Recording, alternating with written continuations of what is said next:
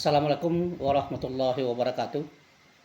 Saudara sekalian, para mahasiswa dan para ekonom, para pelaku bisnis yang berbasis syariah. Selamat berjumpa, salam sejahtera untuk kita semua. Selamat mengikuti sosialisasi bisnis syariah.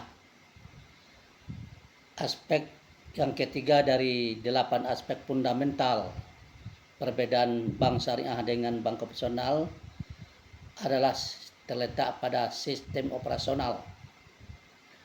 Bank syariah menjalankan berbagai akad syariah dalam berbagai produk dan berbagai pelayanan. Akad-akad ini seperti akad mudharabah, akad murabahah,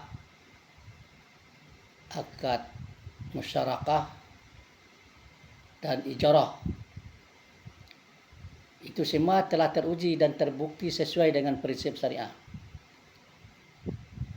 Akad ini menjadi dasar bagi bank syariah untuk mengelola dana nasabah dan memberikan manfaat bagi nasabah maupun bagi perbankan itu sendiri. Sebaliknya bank konvensional. Bank konvensional menggunakan sistem bunga dalam produk dan layanannya. Bunga itu ditentukan secara unilateral oleh bank dan menjadi dasar perhitungan keuntungan dan kerugian bagi para nasabah. Sistem bunga ini tidak sejalan dengan prinsip syariah yang melarang ribawi, yang melarang maisir, bai'ul ghurur dan sebagainya. Itu yang keempat. Yang kelima, pengganti bunga. Aspek fundamental perbedaan bank syariah dengan bank konvensional itu, yaitu pengganti bunga. Bank syariah tidak menggunakan sistem bunga, melainkan sistem bagi hasil atau margin keuntungan. Besarnya keuntungan yang diperoleh nasabah dan bank ditentukan berdasarkan akad yang disepakati bersama. Hal ini memberikan transparansi dan keadilan bagi semua pihak yang terlibat di dalam transaksi itu, yaitu pihak nasabah dan pihak perbankan. Sedangkan bank konvensional, seperti yang telah disebutkan tadi, itu menggunakan sistem bunga dalam berbagai produk dan layanan. Nasabah dikenakan bunga atas pinjaman dan mendapatkan bunga atas simpanan atau tabungan. Besarnya bunga itu ditentukan secara unilateral oleh Bank Indonesia. Tidak pernah dibawa musyawarah dalam menetapkan berapa besar suku bunga itu. Jadi jelasnya di sini bahwa suku bunga pada bank konvensional itu ditetapkan sepihak, yaitu oleh Bank Indonesia secara unilateral gitu, dan tidak selalu menguntungkan bagi para nasabah. Yang keenam, aspek fundamental perbedaan bank syariah dengan bank konvensional itu adalah aturan denda. Bank syariah menetapkan denda syariah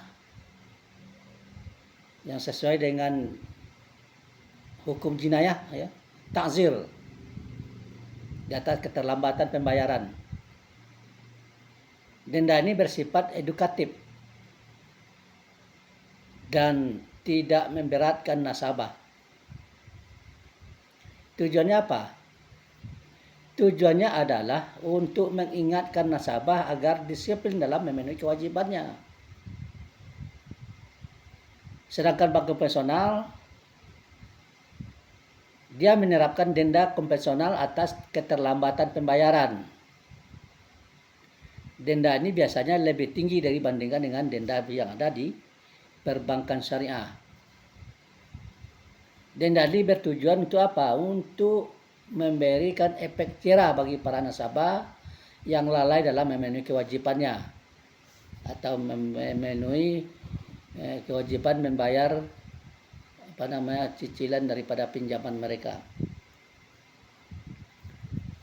Itu yang keenam. Yang ketujuh, aspek fundamental perbedaan bank syariah dengan konvensional itu adalah pengawasan.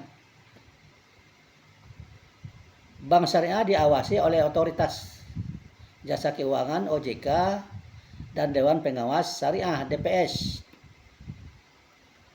OJK memastikan bank syariah itu menjalankan kegiatannya sesuai dengan regulasi perbankan yang berlaku. Sedangkan DPS memastikan bank syariah itu menjalankan kegiatannya sesuai dengan prinsip syariah. Jadi jelas bank konvensional itu diawasi oleh OJK, dan OJK memastikan bank konvensional menjalankan kegiatannya sesuai dengan regulasi perbankan yang berlaku. Tidak diawasi oleh Dewan Pengawas Syariah. Karena di bank konvensional itu tidak ada Dewan Pengawas Syariah. Yang ada hanya Dewan Komisaris. Ya, yang ada hanya Dewan Komisaris. Jadi tidak berlaku Dewan Pengawas Syariah di lembaga perbankan konvensional. Oke. Yang kedelapan, pengelolaan dana. Ya, aspek fundamental yang kedelapan itu pengelolaan dana. Bank syariah mengelola dana nasabah itu berdasarkan akad yang disepakati dan prinsip syariah. Dana nasabah tidak dapat digunakan untuk kegiatan yang bertentangan dengan prinsip syariah. Itu tadi, nanti kalau sudah bertentangan dengan prinsip syariah, maka termasuklah pelanggaran azas namanya. Jadi haram transaksi di sana. Ya. Pelanggaran azas, prinsip dan azas. Sedangkan bank konvensional mengelola dana nasabah itu secara bebas, tidak terikat. Kalau saya mengistilahkan H3T, halal haram hantam terus gitu. Ya. Di dana nasabah itu dapat digunakan untuk berbagai kegiatan, termasuk yang tidak sejalan dengan prinsip syariah. Oke saudara, sekian 8 aspek lanjutan ya daripada aspek fundamental ya, perbedaan bank syariah dengan bank konvensional.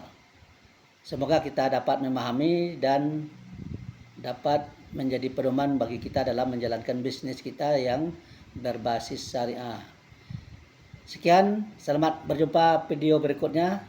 Kama sayati. Assalamualaikum warahmatullahi wabarakatuh.